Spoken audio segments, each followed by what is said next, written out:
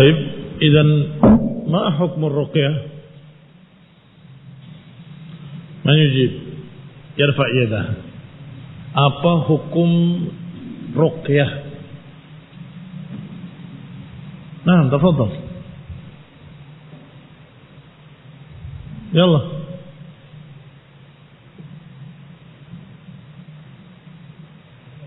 Nah. في تفصيل أيوة مشروع إن كان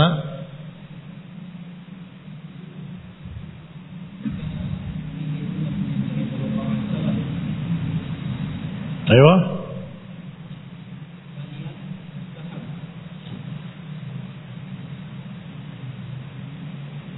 ما الفرق بين مشروع ومستحب؟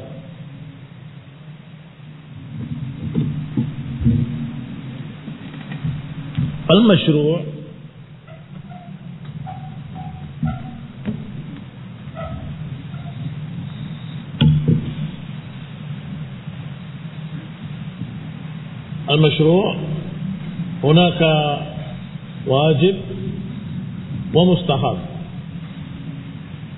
أيوة يلا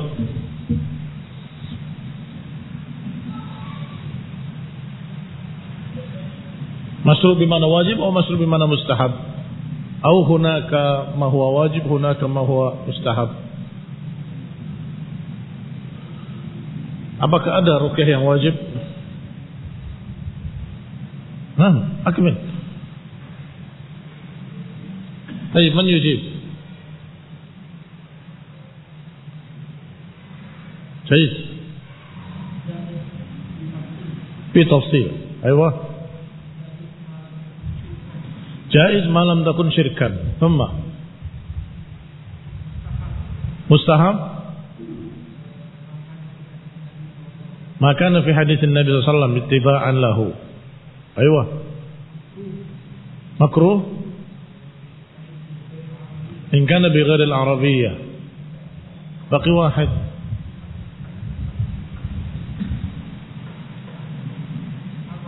محرم إن كان فيه شرك. طيب إن كان بغير العربية مكروه أو حرام. Kalau tanpa bahasa Arab makruh atau haram? Kemarin masih belum dirincikan.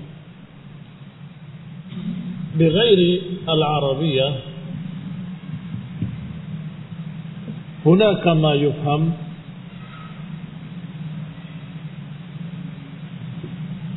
hunaka ma la yufham. Alaysa kadzalik? Kalau bukan bahasa Arab, ada yang dipaham, ada yang tidak paham. Ma fuhima wa ma lam yufham. Fa hukmuhu aw hukmuhuma mukhtalif. Hukumnya berbeda. Kalau tanpa bahasa Arab tapi dipaham, kembali ke atas tadi, ada syiriknya atau tidak? Kalau tidak ada, kenapa pakainya bukan bahasa Arab? Ini yang makruh. Nah, ini kalimatnya Allah Allah sembuh sembuh, Allah Allah sembuh sembuh, ya Allah sembuh sembuh. Apa itu? Ya boleh-boleh saja sih, tetapi dia tidak sesuai dengan sunnah. Sunnahnya berbahasa Arab, sunnahnya dengan kalimat-kalimat yang masyru' dalam Quran dan sunnah, seperti Allahumma rabban nas adhibil ba's washfi anta syafi la shifa la shifa. Apalagi dengan kata-kata yang aneh-aneh.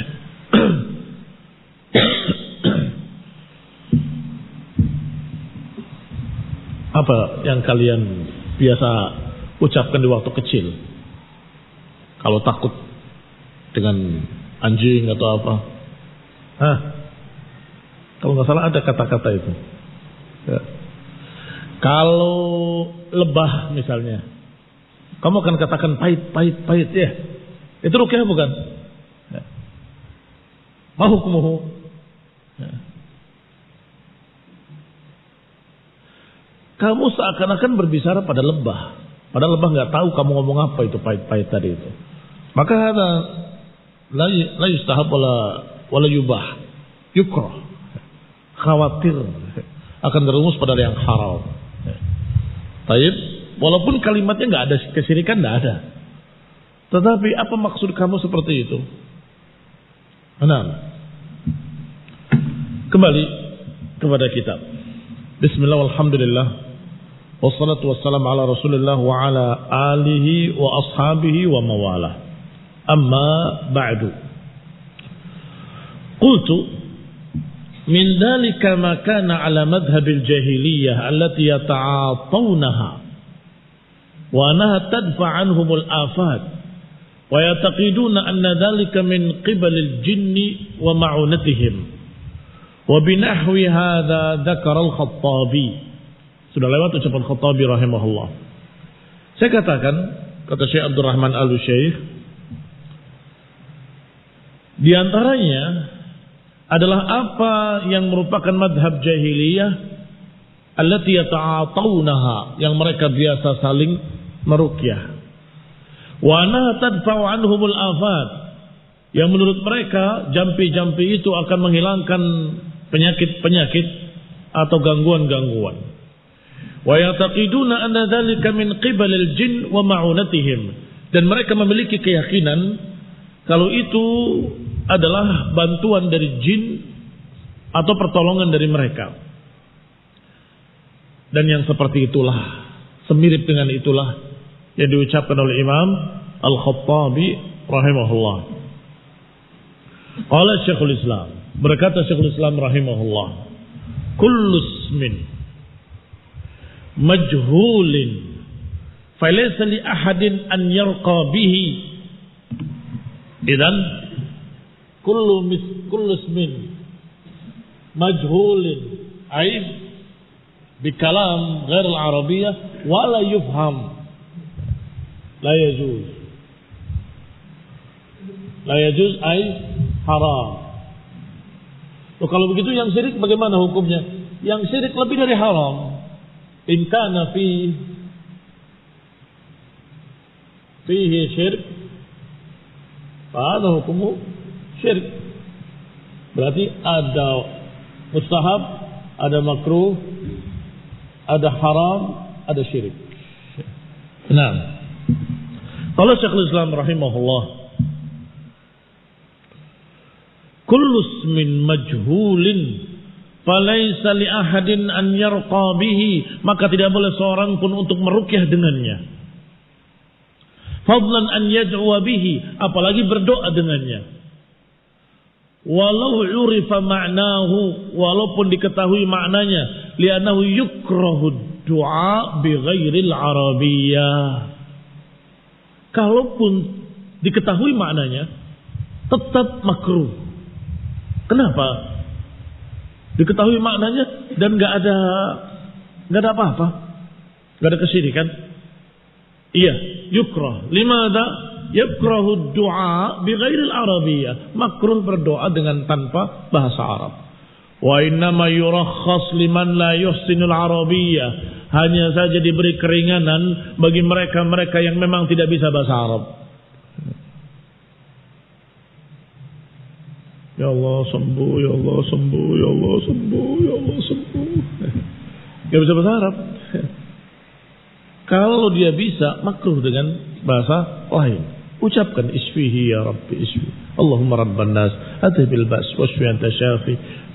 Fa amma ja'lul alfadhil ajamiyah syi'aran falaysa min dinil Islam.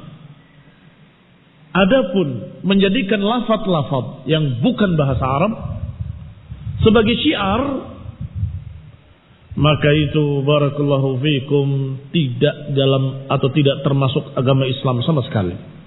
Agama Islam syiar-syiarnya bahasa Arab.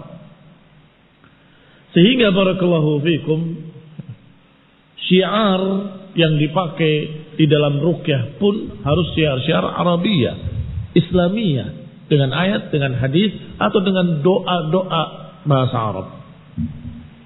Qala Suyuti, berkata Suyuti, Wa ajma'al ulama'u ala jawazir ruqa. Sepakat para ulama atas bolehnya ruqyah. Inda ijtima'i thalathati syurut, ketika terkumpul 3 syarat. Yang pertama, an yakuna kalam Allah atau bi asma'ihi wa sifatih. Yang pertama, hendaklah dengan ucapan Allah, dengan nama Allah, dengan sifat-sifatnya.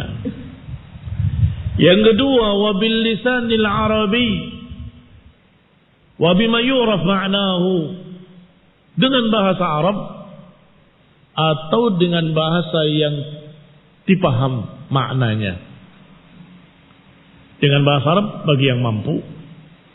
Kalau yang tidak mampu dengan bahasa Arab, ada keringanan bima yu'raf ma'nahu, dengan apa yang dikenal maknanya. Ya Allah, sembuhkanlah anakku. Ya Allah, hilangkanlah penyakitnya. Ya Allah, dipegang yang sakitnya sambil dibaca seperti itu. Boleh. Kalau dia tidak mampu dengan bahasa Arab, tidak mengapa. Tidak hafal juga zikir-zikirnya, nggak hafal juga apa yang diajarkan oleh Nabi. Pertama, kepada Allah. Ada panggilan ya Allah, ya Arhamar Rahimin, ya Syafi. Kedua, dengan bahasa Arab atau dengan bahasa yang dipaham maknanya. Yang ketiga, wa an ya'taqida anna ar-ruqya la tu'assir bidzatiha. Yang ketiga, bahwa ruqyah tidak berpengaruh dengan zatnya. Ruqyah tidak berpengaruh secara zatnya, tetapi itu seperti doa. Seperti doa. Ruqyah dikatakan la yu'assir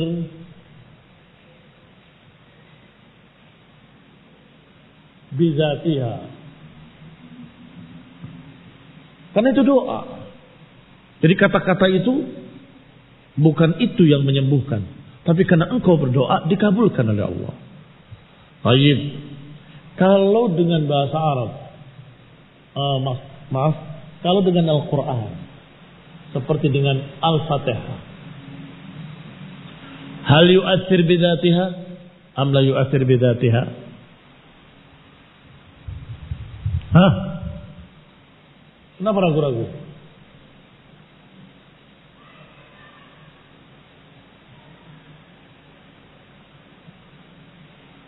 Kenapa kau yu'assir yang ini enggak yu'assir?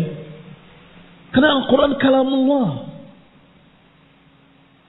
tidak terpisah dari Allah Subhanahu wa taala. Maka Al-Fatihah bisa menyembuhkan. Wah, tidak ada yang menyembuhkan kecuali Allah. Al-Fatihah ucapan Allah Subhanahu wa taala yang dibacakan oleh manusia. Ucapan Allah yang dibacakan oleh kaum muslimin. Maka surat itu zatnya memang memiliki pengaruh. Apa kata Nabi SAW?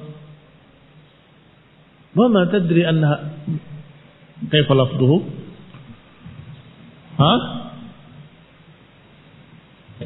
Min aina tadri annaha ruqyah, kata Nabi. Dari mana kamu tahu bahwa ini adalah ruqyah? Ini Al-Fatihah. Barakallahu fiikum. Tetapi kalau lafaz-lafaz tadi selain Quran, la tu'assir bidzatiha, bal biiznillahi, bal bi qudratillahi, bi masyiatillah, dan seterusnya. Kalau ayat-ayat tadi itulah ucapan Allah, maka jelas ucapan Allah lah yang berpengaruh. Barakallahu fikum. Qala As-Suyuti rahimahullah. Kamu kasih garis atas, kamu kasih stabilo 3 syarat tadi. Syarat pertama apa? Dengan ucapan Allah, atau dengan nama-namanya, atau dengan sifat-sifatnya. Yang kedua, dengan bahasa Arab atau dengan bahasa yang dipaham. Yang ketiga, hendaklah meyakini bahwa ruqyah itu bukan berpengaruh secara zatnya, tetapi bitakdirillahi ta'ala, dengan takdir Allah subhanahu wa ta'ala. Tapi biasanya kalau para ulama menerangkan satu definisi, Mesti ada istilah kharaja minhu, iya kan? Sekarang kalian terangkan di sini. Kalimat pertama, an yakuna bi kalamillahi au bi asma'ihi wa sifatihi. Kharaja minhu madza? Kharaja minhu? Nah, ada. Enggak ada. Yang ada syiriknya, maka nafiha syirik. Kalau ada kesyirikan-kesyirikannya, maka nafihi syirik. Karena menyelisihi syarat pertama. Baik. Yang kedua, wa bilisanil arabi. Kharaja minhu madza? Bilisanin ajami. Fayukrah. Taib illa farakhasa, diringankan buat orang-orang yang tidak bisa bahasa Arab. Qala au bima yu'raf ma'nahu, atau dengan yang dipaham maknanya walaupun bukan bahasa Arab. Kharaja minhu madza? Pada lisan Arabi kharaja minhu ajami. Kalau orang bisa bahasa Arab tanpa tidak pakai bahasa Arab makruh. Tapi bima yu'raf ma'nahu, dengan yang dipaham maknanya. Kharaja minhu ma la yufham. Misal dun karkadun asbamawat jaljalud syaha karahiyah jaljalud. Pernah dengar? Ada di kitab kalian di awal-awal. Nah, barakallahu fikum. Kalimat-kalimat seperti itu kharaja min qawlihi yu'raf ma'nahu. Yang ketiga, wa an ya'taqid anna ruqyah la tu'athir bi dzatiha. Kharaja minhu man yaqul, kalimat ini kalimat istimewa. Siapa yang membaca kalimat jampi-jampi ini sembuh. Sebentar, jampi-jampi ini bukan yang menyembuhkan. Yang menyembuhkan Allah Subhanahu wa taala. Jangan ada keyakinan kalau jampi-jampi itulah yang menyembuhkan. Kalau engkau membaca jampi ini sembuh, kami akan membaca jampi-jampi yang sama maknanya tapi kalimat lain. Apa enggak sembuh? Bisa jadi sembuh. Karena bukan zatnya, tapi doa yang terkandung di dalamnya kepada Allah Subhanahu wa taala. Baik. Kembali kepada kitab. Qala al-musannif rahimahullahu taala. Qauluhu wa tamaim. Yang berikutnya adalah tamaim, tamimah. Qala al-musannif, ma hiya tamimah? Syai'un yu'allaq 'alal auladi 'anil 'ain. Sesuatu yang digantungkan di leher-leher seorang anak untuk memperlindungkan dari ain, penyakit yang disebabkan oleh mata-mata manusia. Wa qala al-Khalkhali, namanya Syamsuddin Muhammad ibn Mudhaffar al-Khatibi, adibun muhaddis, ahli hadis tapi sastrawan. Adib itu artinya sastrawan. Dia punya kitab namanya Al-Mafatih Syarah Masabih Sunnah. Kata beliau, kata Al-Khalkhali ini, kata Syamsuddin Muhammad Mudhaffar al-Khatibi, at-tamaim jam'u tamimah wa hiya ma yu'allaq bi'anaqis sibyan. Itu adalah jamak tamimah yang digantungkan di leher-leher anak-anak kecil, min kharazat wa idham, apakah dari kerang-kerang laut atau dari tulang belulang, lidaf'il ain, untuk menolak ain. Wa hadha manhiyun anhu, kata Al-Khalkhali, ini adalah perkara yang dilarang.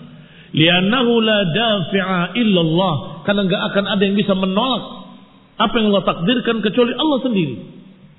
Wala yutlab daf'ul mu'diyat illa billah wa bi asma'ihi wa sifatihi.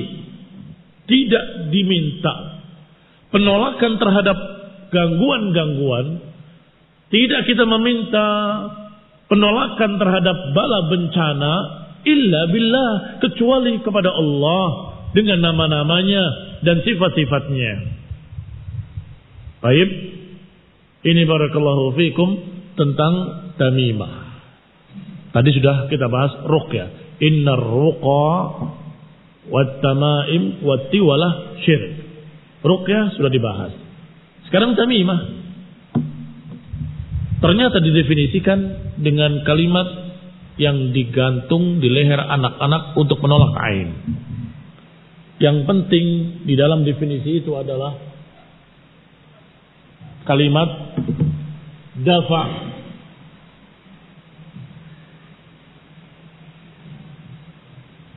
Ain.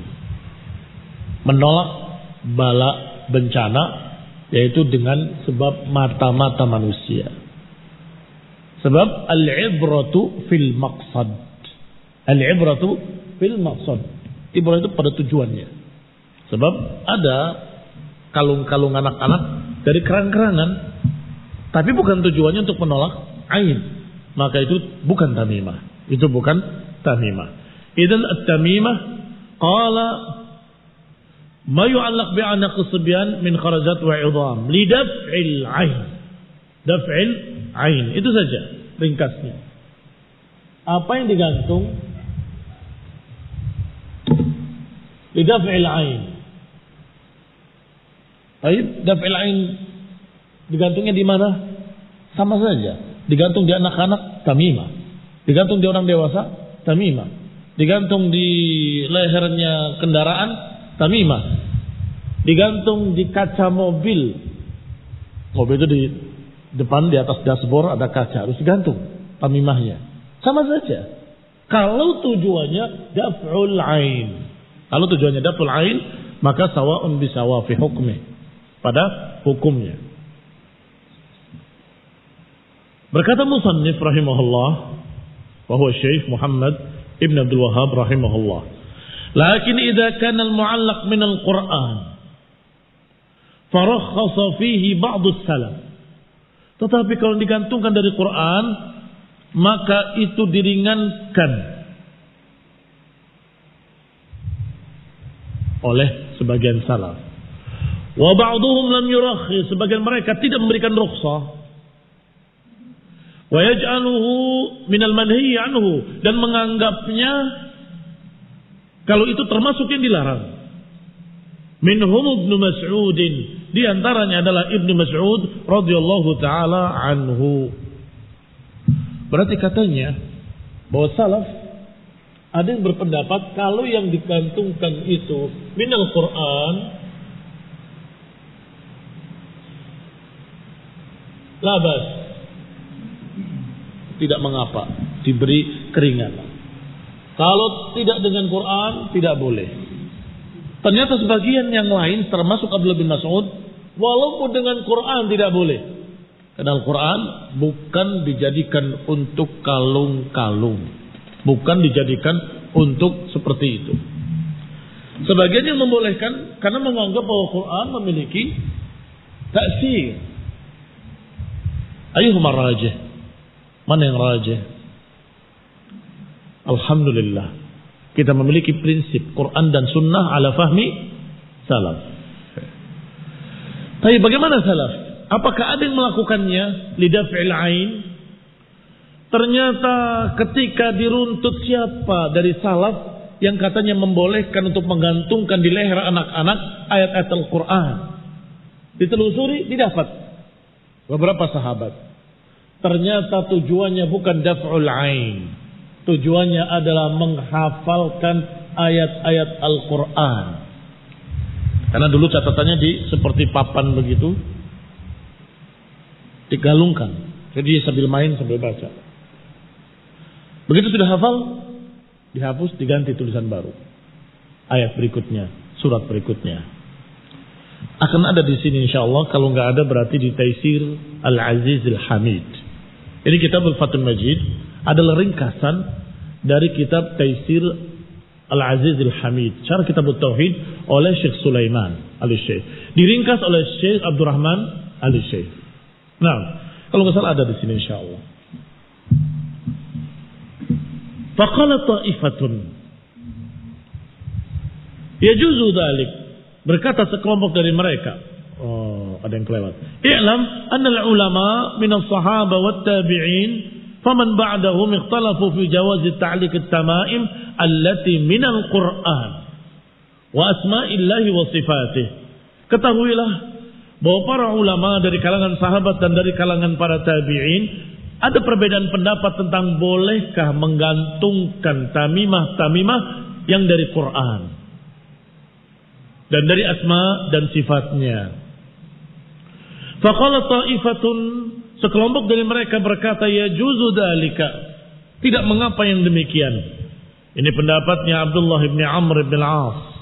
Ini yang tadi saya katakan, mentadrib, melatih anak-anaknya hafal dengan mengalungkan Quran di lehernya.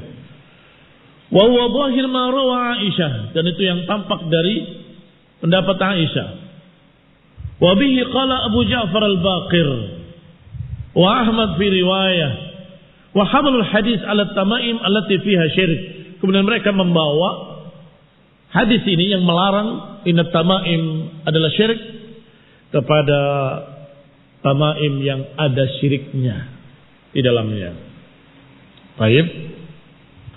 Ikhwan fillah a'azakumullah, berarti mereka ini menganggap seperti ruqyah. Kalau enggak ada syiriknya enggak apa-apa. Maka kalung-kalung jimat tadi kalau enggak ada syiriknya hanya dengan ayat Al-Qur'an enggak apa-apa begitu. Wa qala ta'ifatun la yajuzu dzalik. Sekelompok yang lain dari para salaf menyatakan tidak boleh. Walaupun dengan Quran.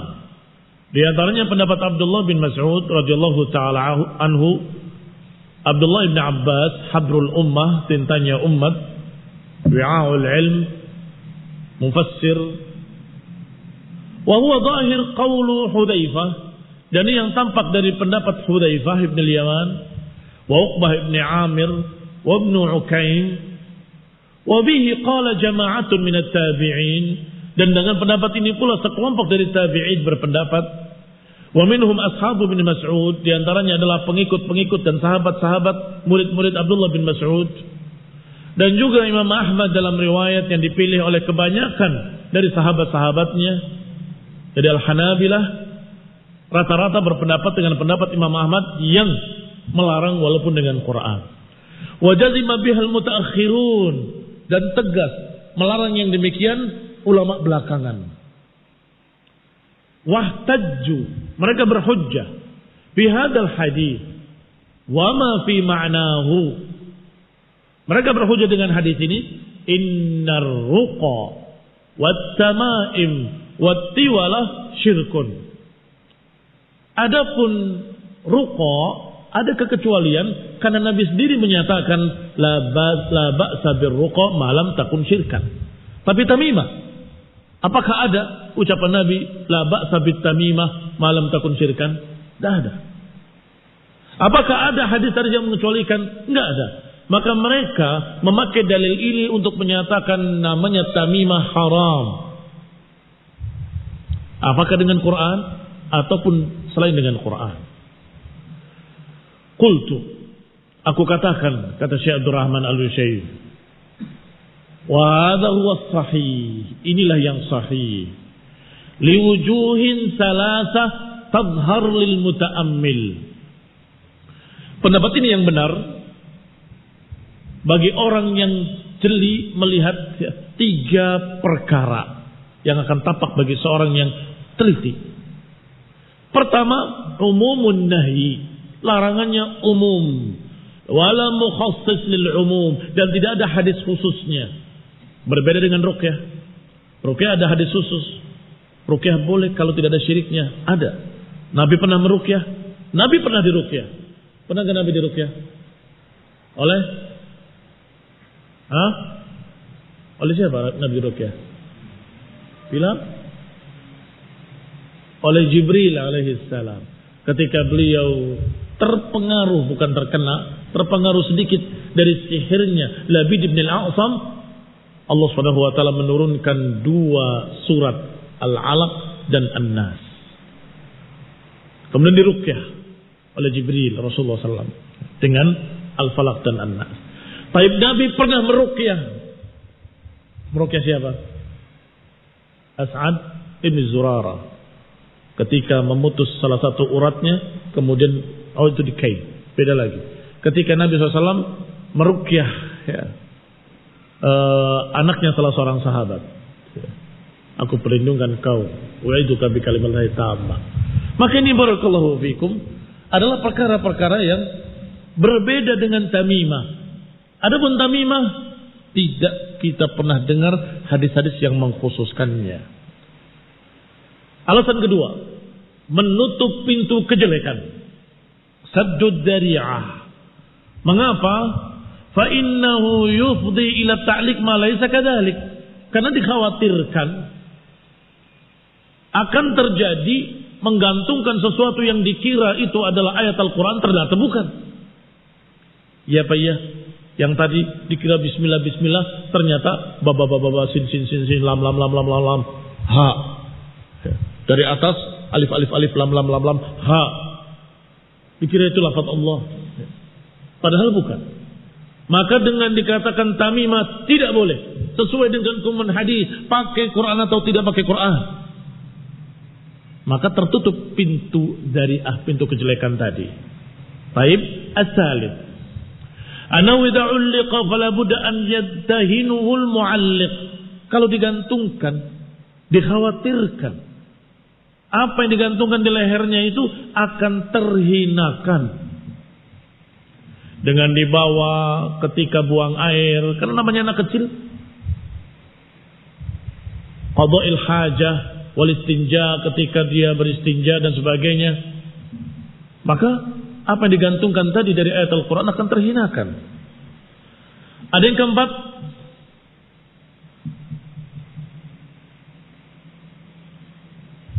barakallahu fikum. Yang keempat adalah apa yang tadi kita katakan, bahwa ternyata beberapa salaf yang menggantungkan Al-Quran di leher anak-anaknya ternyata bukan untuk daf'ul bala, bukan untuk daf'ul ain, tetapi untuk mendidik anak-anaknya menghafal Al-Quran. Barakallahu fikum. Naktafi bihadzal qadar. Barakallahu fikum wa sallallahu Muhammadin wa ala alihi wa ashabihi wa sallama tasliman katsira. Wassalamualaikum warahmatullahi wabarakatuh. Assalamualaikum warahmatullahi wabarakatuh.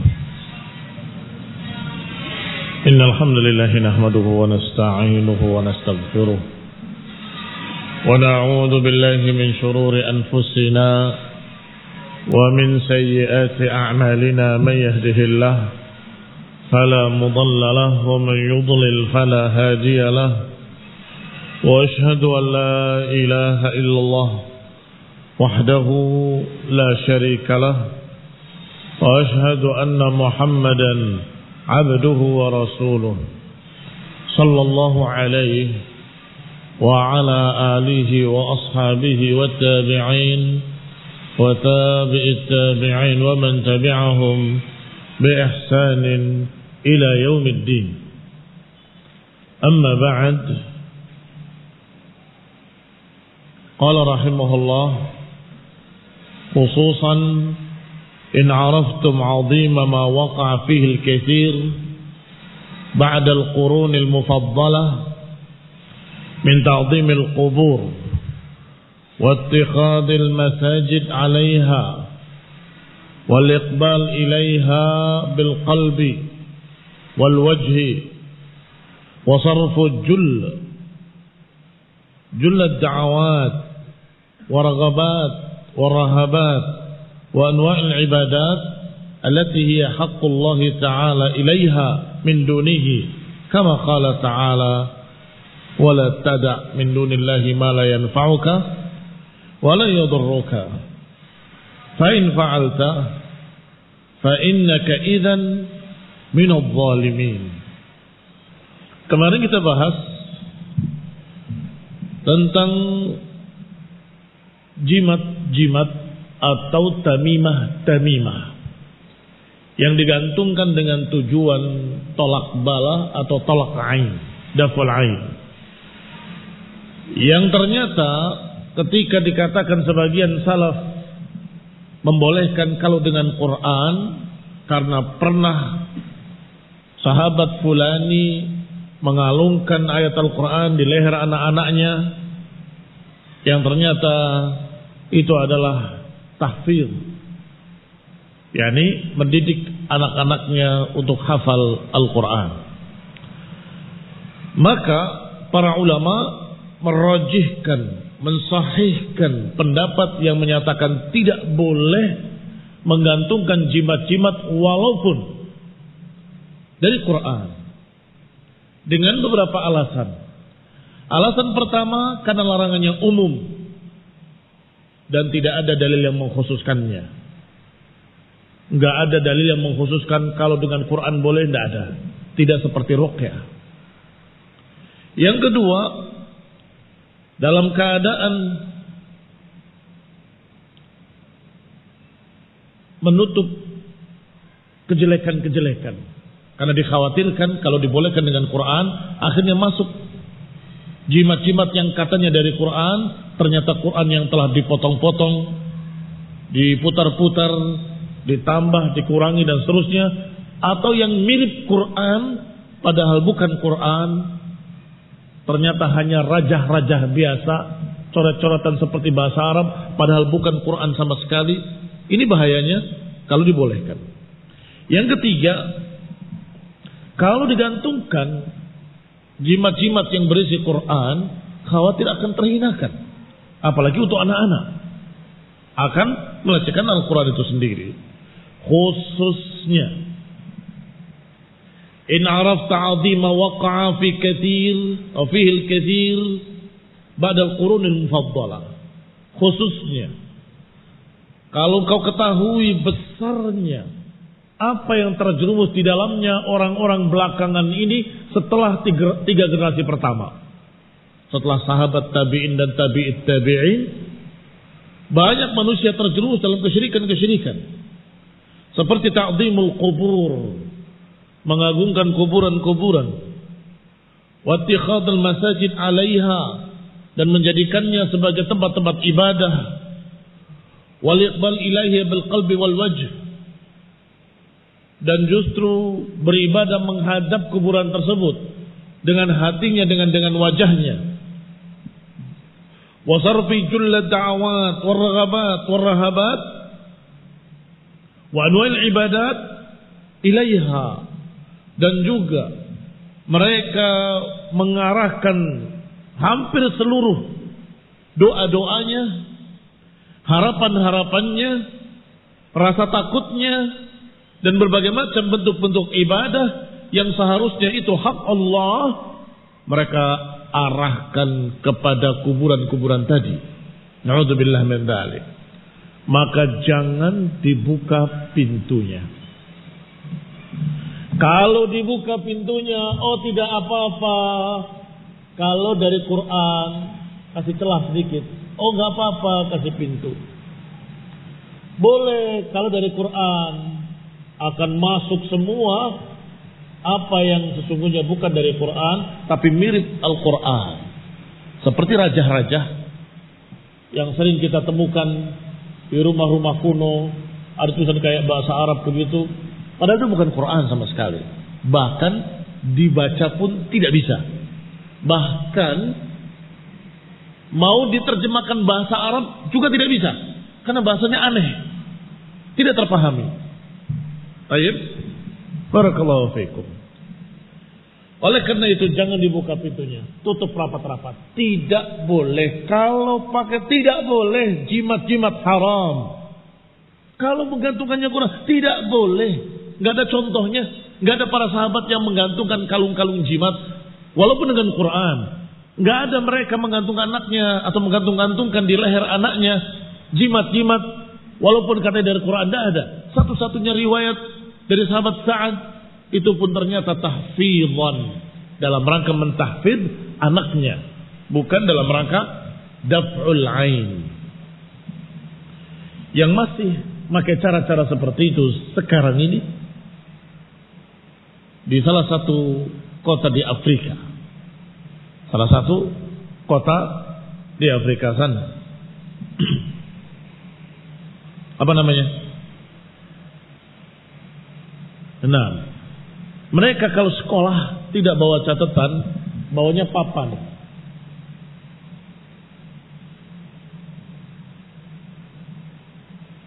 Catat di situ sama dia papannya. Besok papan ini harus sudah bersih. Pindah ke kepala. Pindah ke hafalannya. Pindah ke hatinya. Tulis lagi hari kedua apa yang harus dihafal. Besok harus sudah bersih. Ada di kepala. Masya Allah, sehingga hafalan-hafalan mereka kuat-kuat. Bukan hanya Quran mereka hafal, bukan hanya hadis mereka hafal, buku-buku bacaan mereka hafal. Mereka hafalkan karena keasikan dengan hafalan.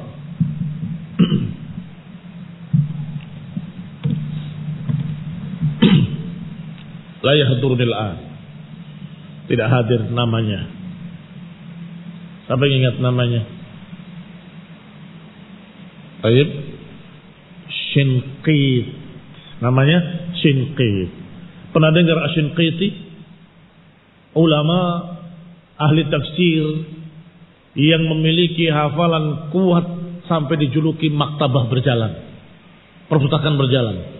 Semua kitab-kitab ada di kepala dia. Yang memiliki kitab tafsir. Syekh Ashinqiti rahimahullahu ta'ala. Hati-hati, ada Shinqiti yang muda lain, bukan itu. Yang sudah meninggal, yang sudah tua, yang merupakan sahibut tafsir. Itu di daerah Shinqit tadi, yang cara belajarnya seperti ini. Ashinqiti qala, dikatakan sebagaimana Allah katakan, wala tad'u min dunillahi ma la yanfa'uka wa la yadhurruk fa in fa'alta fa innaka idzan minadh dhalimin. Jangan kau seru selain Allah apa-apa yang tidak memberikan manfaat kepadamu dan tidak bisa menentukan madarat. Kalau engkau lakukan, maka sesungguhnya engkau termasuk orang-orang yang zalim, menempatkan sesuatu tidak pada tempatnya. Itu makna zalim, mengarahkan ibadah bukan kepada Allah. Wa in yamsaskallahu bidurrin fala kashifa lahu illa hu. Dan jika Allah sentuhkan kepadamu madarat, kejelekan-kejelekan, maka enggak akan ada yang menyingkapkannya, enggak akan ada yang bisa menghilangkannya kecuali Allah sendiri. Benda-benda tadi tidak bisa, jimat-jimat tadi tidak bisa. Wa in yuridka bi khairin, dan kalau Allah menghendaki kebaikan kepadamu, fala radda li fadlih, maka enggak akan ada yang bisa menolak atau menghalangi kebaikan tersebut. Yusibu bihi man yasha min ibadihi, Allah akan timpakan pada siapapun yang dikehendakinya dari para hambanya. Wa huwal ghafurur rahim, dan Allah Maha Pengampun lagi Maha Penyayang. Baik, ini takmilah, melengkapi pembahasan tamimah kemarin. Maka kita masuk sekarang kepada yang ketiga, yaitu tiwalah. Masih ingat kita sedang membahas hadis apa? Abdullah bin Mas'ud radhiyallahu taala anhu yang menyatakan inna ar-ruqa wat-tamaim wat-tiwalah syirkun. Sesungguhnya ruqyah-ruqyah, tamimah-tamimah dan tiwalah-tiwalah adalah syirik. Nah, sudah diterangkan yang pertama ruqa, sudah ditafsirkan yang kedua yaitu tamaim, sekarang yang ketiga wat-tiwalah. Qala al-musannif rahimahullahu taala, huwa syai'un yasna'unahu wa yaz'umuna annahu yuhabbib al-mar'ah ila zawjiha war-rajula ila imra'atihi. Kata musannif rahimahullah bahwa tiwalah adalah sesuatu yang dibuat, dibikin, yang mereka menganggap bahwa itu bisa menjadikan seseorang laki-laki cinta kepada istrinya dan seorang istri cinta pada suaminya. Atau dengan bahasa yang lebih umum, bisa membuat seorang laki-laki cinta kepada seorang wanita, atau seorang wanita menjadi cinta pada orang yang lainnya, pada laki-laki, dengan benda yang dibuat tersebut. Tidak disebutkan rinciannya. Apakah bentuknya serbuk yang ditaburkan ke laki-laki tersebut, wah begitu, atau bentuknya air yang dipercikkan kepada orang yang diinginkan. Tidak disebutkan pula apakah bentuknya seperti jimat yang dilemparkan. Wallahu ta'ala alam. Pokoknya kata beliau, syai'un yasna'unahu, sesuatu yang dibikin yang katanya bisa menarik cinta. Itulah yang diistilahkan pengasihan, atau dengan diistilahkan di sini pelet dan sejenisnya. Wa bihadza fassara Ibnu Mas'ud rawi al-hadis. Oleh karena itu Abdullah bin Mas'ud menafsirkan ini perawi hadis ini sebagaimana dalam Sahih Ibnu Hibban wal Hakim. Qalu, mereka bertanya kepada Abdullah bin Mas'ud, "Ya Aba Abdurrahman," ini kunyah beliau. "Hadhihi ruqa wat tamaim qad arafnaha." Adapun ruqyah dan tamimah kami sudah tahu. Famat tiwalah, maka yang ketiga, tiwalah itu apa? Qala syai'un yasna'uhun nisa yatahabbabna ila azwajihinna, sesuatu yang dibuat oleh para wanita untuk menarik cinta suami-suami mereka. Itulah tiwalah. Langsung penjelasannya dari rawi hadisnya, yaitu Abdullah ibn Mas'ud radhiyallahu taala anhu. Qala al-Hafidh at-tiwalah bikasril musanna wa fathil waw wal lam mukhaffafan. Tiwalah dengan dikasrahkan yang bertitik duanya dan difathahkan di waw dan juga difathahkan di lam, mukhaffafan. Apa makna mukhaffafan? Tanpa tasdid. Tiwalah ringan begitu saja, tidak ditasdidkan tiwallah, tidak ditasdidkan pada waw, tiwalah, tidak juga ditasdidkan pada yang lain. Dibaca dengan ringan, mukhaffafah, tiwalah. Qala, dikatakan syai'un kanatil mar'ah tajlib bihi mahabbata zawjiha, bahwasanya tiwalah ini adalah sesuatu yang dibuat oleh seorang wanita untuk menarik kecintaan suaminya. Wa huwa darbun minas sihir, dan itu adalah salah satu dari bentuk-bentuk sihir. Wallahu a'lam. Salah satu dari bentuk-bentuk sihir. Tidak disebutkan rincian seperti apa bendanya, seperti apa bentuknya.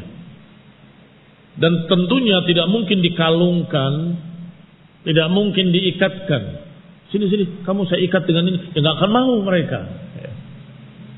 Maka ada yang dipercikkan, ada yang ditaburkan, ada yang buatnya di rumah, kemudian ditiup-tiup, dan kemudian dibacakan mantra komat kamit, disebut nama fulan, tiba-tiba si fulan langsung kesengsem atau kesengsem, langsung jatuh cinta. Pokoknya fulan, sampai dihalangi oleh sekian ribu orang, dia tetap pokoknya fulana. Mashhur, tersihir. Wa kana minasyirik, maka jelas kalau itu adalah sihir, maka termasuk kesyirikan. Bahkan sihir termasuk salah satu dari mubiqat. Ashrun minal mubiqat, kata Nabi, 10 yang akan membinasakan. Yang pertama kesyirikan, durhaka pada orang tua, termasuk di dalamnya sihir. Termasuk dalamnya sihir. Qala al-musannif rahimahullahu taala wa an Abdullah ibn Ukaim secara marfu' man ta'allaqa syai'an wukila ilaih. Kita masuk pada dalil berikutnya dalam bab ini, yaitu hadis Abdullah ibn Ukaim. Siapa yang menggantungkan sesuatu, maka Allah akan gantungkan dia kepadanya. Siapa yang menggantungkan jimat-jimat tertentu, wukila ilaih, akan dipasrahkan dia kepada benda itu. Akan digantungkan kepada benda itu sendiri. Yani dia tidak dibantu oleh Allah, tidak ditolong oleh Allah, dipasrahkan kepada benda tersebut. Rawahu Ahmad wa Tirmidzi.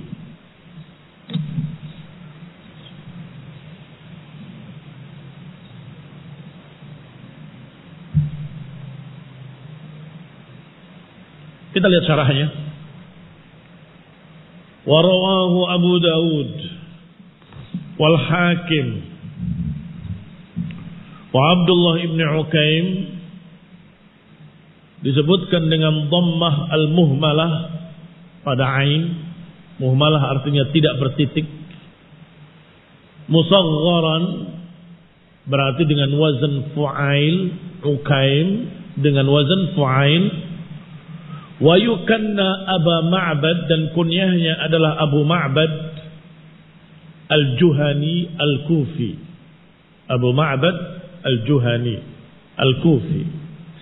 Qala Al-Bukhari, berkata Imam Bukhari tentang beliau, yakni tentang Aba Ma'bad ini, adraka zaman an-nabi wa la yuraf lahu sima'un sahih.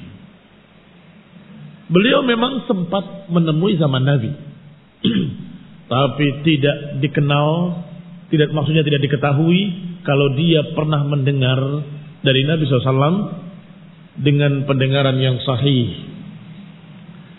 Artinya tidak ada riwayat yang sahih bahwa beliau mendengar langsung dari Nabi SAW. Demikian pula berkata Abu Hatim, menukil ucapan Al-Khatib Al-Baghdadi, qala Al-Khatib Al-Baghdadi, sakana al-Kufah, orang ini tinggal di Kufah, wa qadima al-madain fi hayati Hudzaifah, dan mendatangi negeri-negeri di masa masih hidupnya Hudzaifah. Wa kana thiqatun rahimahullah, dan beliau termasuk thiqah, terpercaya. Wa dzakara Ibnu Sa'ad, dan Ibnu Sa'ad menyebutkan, dan juga dari yang lainnya, annahu mata fi wilayatil Hajjaj, bahwa beliau meninggal di masa pemerintahan Hajjaj bin Yusuf, atau lebih tepatnya di masa Yazid ibn Muawiyah. Mengapa? Hajjaj bin Yusuf bukan khalifah, bukan penguasa saat itu, tetapi kenapa lebih terkenal? Tidak bilang di masa Yazid, tapi dibilang masa Hajjaj. Karena memang di masa Yazid, Hajjaj bin Yusuf lebih terkenal karena kejamnya, karena zalimnya, bukan karena bagusnya, tetapi karena kejamnya. Banyak membunuh kaum muslimin, bahkan membunuh ulama. Muslim dia, kata Syekhul Islam Ibnu Taimiyah, as-sahih, dia masih muslim, tidak kafir, tetapi terlalu kejam. Menganggap siapa yang terlibat pemberontakan, bunuh. Siapa yang terlibat penentangan terhadap pemerintah, bunuh. Kadang-kadang beritanya benar, kadang-kadang beritanya salah. Na'udzubillah min dzalik. Sehingga dikatakan mata fi wilayatil Hajjaj. Qaulu man ta'allaqa syai'an wukila ilaih. Siapa yang menggantungkan sesuatu akan dipasrahkan pada sesuatu itu. Kalimat ta'allaq sudah pernah dibahas. Walaupun maknanya menggantungkan benda di lehernya, tapi juga bermakna menggantungkan hatinya kepadanya. Ya, ini bertawakal pada benda itu. Hatinya berkata dalam hatinya, tenang, ada benda ini kita akan aman. Tenang, selama kalung jimat ini ada di leherku, aku gak akan terkena begini dan begitu. Berarti bukan hanya perkara menggantungkan, tetapi menggantungkan dengan ketergantungan hati, menggantungkan dengan tergantungnya hati kepadanya, dengan tawakal kepadanya. Maka itulah yang akan dihukum oleh Allah min jinsi amalihi. Al-jaza'u min jinsil amal. Balasan itu sesuai dengan perbuatannya.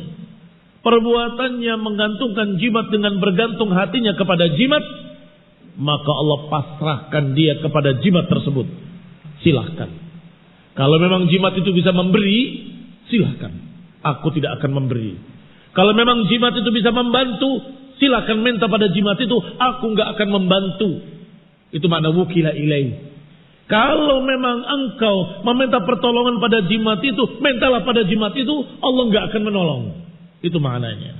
Wukila ilaih.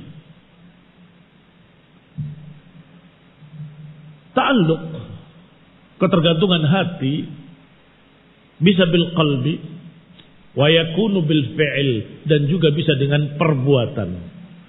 Wa yakunu bihima ma'an, dan bisa pula dengan kedua-duanya. Ayu wakalahullah ila dzalika syai', yakni Allah akan pasrahkan orang tersebut kepada sesuatu yang dia bergantung kepadanya, kepada sesuatu yang digantungkan di lehernya, di tangannya atau di pinggangnya sebagai jimat, maka niscaya Allah akan pasrahkan dia kepada benda itu, alladzi ta'allaqahu, yang dia gantungkan. Faman ta'allaqa billah wa anzala hawaijahu bihi waltaja'a ilaihi wa fawwada amrahu ilaihi kafahu. Adapun orang yang bergantungnya kepada Allah dan menurunkan hajat-hajatnya kepada Allah dan bersandarnya kepada Allah dan memasrahkan urusannya kepada Allah, niscaya Allah akan cukupi. Kafahu, Allah akan cukupi dia. Wa qarraba ilaihi, Allah akan dekatkan dia pada dirinya, didekatkan kepada Allah Subhanahu wa taala. Kullu ba'id, yang tadinya jauh akan Allah dekatkan. Yang tadinya susah akan Allah mudahkan. Qarraba ilaihi kullu ba'idin wa yassara lahu kullu 'asirin. Akan didekatkan apa yang jauh, akan dimudahkan apa yang susah, kalau bersandarnya kepada Allah Subhanahu wa taala. Wa man ta'allaqa bi ghairihi, adapun siapa yang bergantungnya pada selain Allah, aw sakana ila ra'yihi wa aqlihi wa dawaihi, yang tenteramnya kepada pendapatnya sendiri, kepada akalnya sendiri, atau kepada obat sendiri, atau kepada tamimah dan jimat-jimatnya sendiri, wakalallahu ila dzalik, Allah akan pasrahkan orang itu pada benda-benda itu sendiri. Wa khadhalahu, dan Allah tidak menolongnya. Khadhala maknanya tidak menolong, mengacuhkan. Wa hada ma'rufun bin nusus, dan ini sangat terkenal di dalam sekian banyak dalil. Wat tajarub, dan dalam sekian praktek-praktek nyata. Tajarub jamak dari tajrubah. Tajrubah adalah percobaan-percobaan yang terjadi. Maka kebenaran ini terbukti nyata, terbukti dengan dalil-dalil yang banyak, dan terbukti secara nyata dalam kejadian demi kejadian. Salah satu kejadiannya, berdasarkan pengalaman dengan mata kepala ini, terjadi ketika terjadi kerusuhan di Ambon, peperangan lah, kaum muslimin dengan para pemberontak RMS. Satu mobil berdesakan untuk melewati daerah rawan, diberondong dengan peluru. Yang meninggal 2 orang, dua-duanya yang pakai jimat,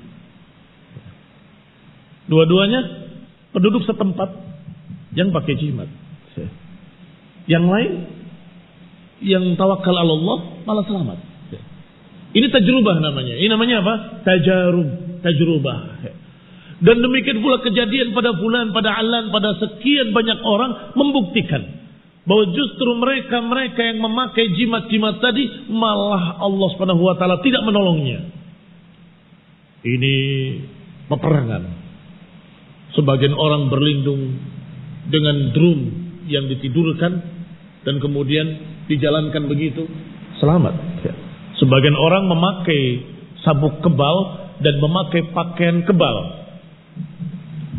Lembaran putih begini, dilubangin tengahnya, dimasukkan kepalanya, di depan ada lembaran, akan ada lembaran. Katanya anti peluru. Berjalan dengan tenangnya. Dia mati. Kok gak berlindung? Tadi paling sedikit bisa berlindung di drum tadi. Sebagian di tembok-tembok, Masya Allah.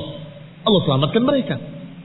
Tetapi yang ini, yang tawakalnya kepada kain putih saja, Allah pasrahkan dia pada kain putih tersebut. Silahkan. Apakah kain putih itu anti peluru? Fadhal. Lihatlah apa yang terjadi. Ya terbunuh semuanya. Bodoh. Itu adalah kebodohan. Man ta'allaqa syai'an wukila ilaih. Siapa yang bergantung pada sesuatu dari jimat-jimat, Allah pasrahkan kepadanya. Baik, kira-kira apa mafhum yang sebaliknya? Kalimat tadi, kalau kalian cari lawannya, apa lawannya? Siapa yang bergantung kepada Allah akan dijaga. Kan begitu. Dan itu ada dalam Quran. Wa may yatawakkal 'alallahi fahuwa hasbuh. Siapa yang bertawakal pada Allah, maka Allah akan cukupi. Maka ayat ini, wa may yatawakkal 'alallahi fahuwa hasbuh. Siapa yang bertawakal pada Allah, maka Allah akan cukupi. Maka mafhum mukhalafahnya, mafhum yang dipahami dari sini, siapa yang bertawakal pada selain Allah akan dipasrahkan pada benda itu. Berarti hadis tadi menerangkan ayat ini. Siapa yang bertawakal kepada Allah, Allah akan cukupi dia. Sebaliknya, siapa yang bergantung syai'an pada selain Allah, wukila ilai. Wa man ta'allaqa syai'an wukila ilai. Naktafi bihadzal qadar. Barakallahu fikum wa sallallahu Muhammadin wa ala alihi wa sahbihi wa sallama tasliman katsira. Subhanakallahumma bihamdik asyhadu an la ilaha illa anta astaghfiruka wa atubu ilaik. Wassalamu alaikum warahmatullahi wabarakatuh.